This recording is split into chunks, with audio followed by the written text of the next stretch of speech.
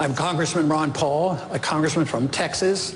I've been in the Congress for 20 years. My goal has always been to promote the cause of liberty and to obey the Constitution. I plan to do that as president as well. Congressman Paul, let me expand this conversation. Do you agree with Governor Perry that Social Security is a Ponzi scheme? Well, I agree that Social Security is broke, and we spent all the money, and it's on its last legs unless we do something. One bill that I had in Congress that never got passed was to prevent the Congress from spending any of that money on the wars and all the nonsense that we do around the world. Now, the other thing that I would like to see done is a transition. I think it's terrible that the Social Security system is in the problems. It has the problems it has. But if people wouldn't have spent the money, we would be okay. Now, what I would like to do is to allow all the young people to get out of Social Security and go on their own. Now, the big question is how would the funding occur? All right, hold that thought for a minute, because I want Herman Cain.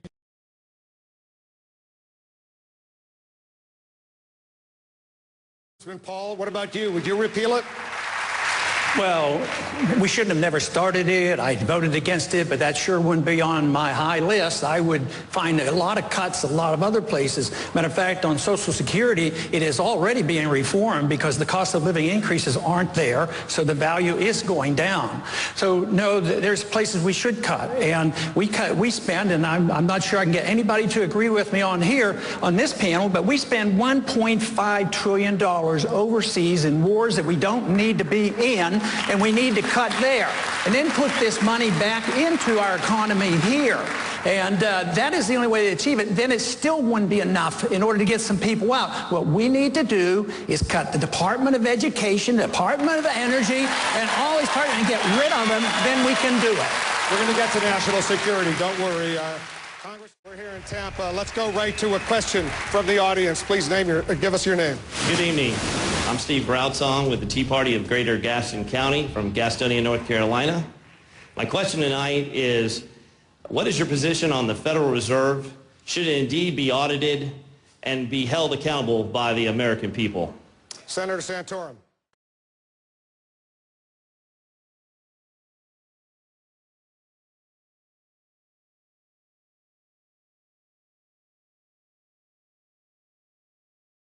Congressman Paul, you're from Texas. Does your governor deserve all that credit? Not quite. I'm a taxpayer there. My taxes have gone up. Our taxes have doubled since he's been in office. Our spending has gone up double. Our debt has gone up nearly triple. So, no, and 170,000 of the jobs were government jobs. So I would put a little damper on this, but I don't want to offend the governor because he might raise my taxes or something.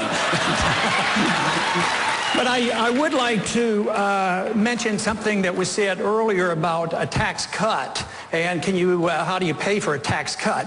I think that's the wrong principle, because when you give people their money back, it's their money. You don't have to pay for it. That means the government owns all of our money if you look that way. All right. So we have to cut the spending, and a good way to start, there's a little embassy we built over in Baghdad. It cost us $1 billion. It's bigger than the Vatican. That's what's bankrupting this country, and that's the easy place to cut. That's where we should be cutting. Governor Perry, Congressman Paul. The executive orders have been grossly abused by all administrations for a lot of years. But you can't. But some executive orders are legal. When the president executes proper function of the presidency, like moving troops and other things, yes, it's done with an executive order. But the executive order should never be used to legislate. That is what is so bad. So the executive order should be taken under control, and I made a promise, if as president, I would never use the executive order to legislate. Governor Perry, as you well know, before I get to Michelle Bachmann, I want to you're a physician, Ron Paul, so you're a doctor. You know something about this subject. Let me ask you this hypothetical question. A healthy 30-year-old young man has a good job, makes a good living, but decides, you know what, I'm not going to spend $200 or $300 a month for health insurance because I'm healthy, I don't need it. but something terrible happens. All of a sudden, he needs it. Who's going to pay for if he goes into a coma, for example? Who pays for that? In a society that you accept welfareism and socialism, he expects the government to take care of him. What do you want? But what he should do is whatever he wants to do and assume responsibility for himself. My advice to him would have a major medical policy, but not before. But he doesn't have that. He doesn't have it, and he needs intensive care for 6 months. Who pays? That's what freedom is all about, taking your own risk. This whole idea that you have to prepare and take care of everybody. But Congressman, are you saying the society should just let him die? No. I practiced medicine before we had Medicaid in the early 1960s when I got out of medical school. I practiced at Santa Rosa Hospital in San Antonio, and the churches took care of him. We never turned anybody away from the hospital, and we've given up on this whole concept that we might take care of ourselves, assume responsibility for ourselves, our neighbors, our friends, our churches would do it. This whole idea, that's the reason the cost is so high. The cost is so high because the dump it on the government becomes a bureaucracy, it becomes special interest, it kowtows to the insurance companies and the drug companies. Then on top of that, you have the inflation. The inflation devalues the dollar. We have lack of competition. There's no competition in medicine. Everybody's protected by licensing. We should actually legalize alternative health care, allow people to practice what they want. Congressman Bachmann, go ahead and weigh in on this. Congressman Paul. First thing I would like to do is make sure that you understand there's a difference between military spending and defense spending. I'm tired of all the militarism that we are involved in, and we're wasting this money and getting us involved. And I agree, we are still in danger, but most of the danger comes by our lack of wisdom on how we run our foreign policy. So I would say there's a lot of room to cut on the military, but not on the defense. You can slash the military spending. We don't need to be building airplanes that were used in World War II. We're always fighting the last war.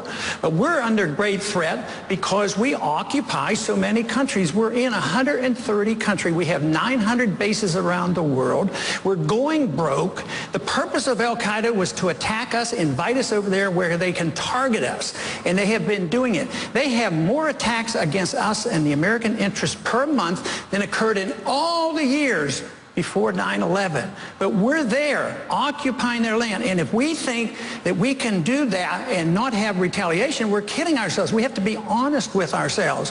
What would we do if another country, say China, did to us what we do to all those countries over there? So I would say a policy, a foreign policy that takes care of our national defense, that we're willing to get along with people and trade with people as the founders advised. There's no authority in the Constitution to be the policeman of the world and no nation building. Just remember, George Bush won the presidency on that platform in the year 2000, and I still think it's a good platform. All right, let me let Senator Santorum respond, because I know you strongly disagree.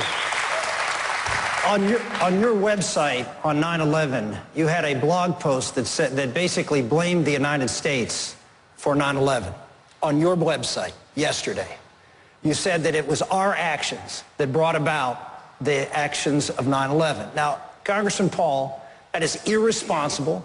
A president of the United States someone who's running for the president of the United States in the Republican Party should not be parroting what Osama bin Laden said on 9/11.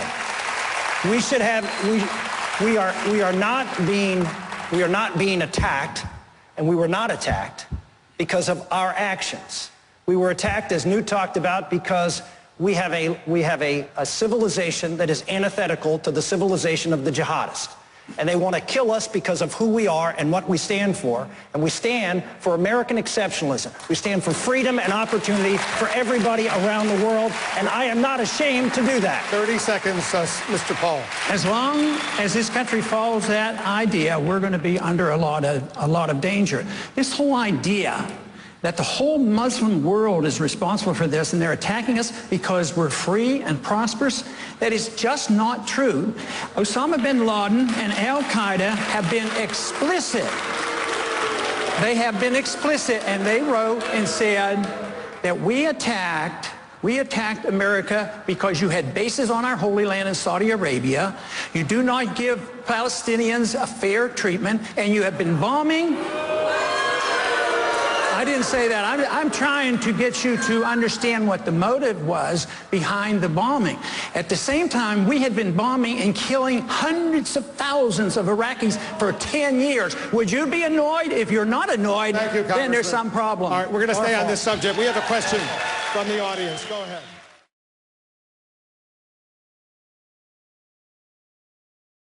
Together. Congressman Paul. I'd bring a bushel basket full of common sense, and I would also bring a course in Austrian economics to teach the people the business cycle and why the Fed creates inflation and depressions and all our unemployment problems. Governor Perry. It's simple.